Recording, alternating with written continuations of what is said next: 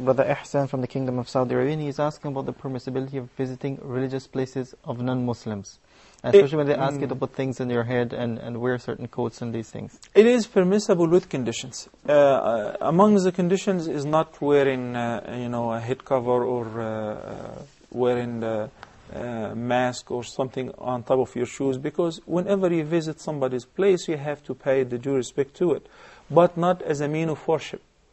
Watch. If any person visits a place of worship belongs to non-Muslims, and he whether does it because he has to or as a compliment, a mean of worship, even just copying them, this is an act of disbelief. This is an act of kufr. You should never do that. It was narrated that many of the companions have visited churches, especially in Abyssinia, in Sham, when they conquered Jerusalem, etc.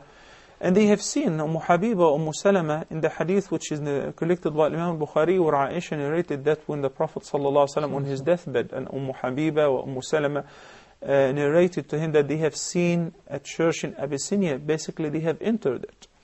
So, as long as you do not commit any violation, you do not compliment the people who worship in this place by joining them in their worship, in this condition, it's okay. But the fear is when you take people with weak iman and they're so impressed, you take the students in a tour without explaining to them that this is a church or a synagogue or a place of worship for non-Muslims where they do this and this and that. So it is educational. Meanwhile, I point out that we should not do that, because Allah subhanahu wa ta'ala is one, and there should not be statues and pictures in the place of worship, because these are all idols, and Islam teaches us this and this and that. So if along with the visit or prior to it, we explain to our students or Muslims who are taking a tour in these places, it is okay. Okay, Jazakallah khair. Next we have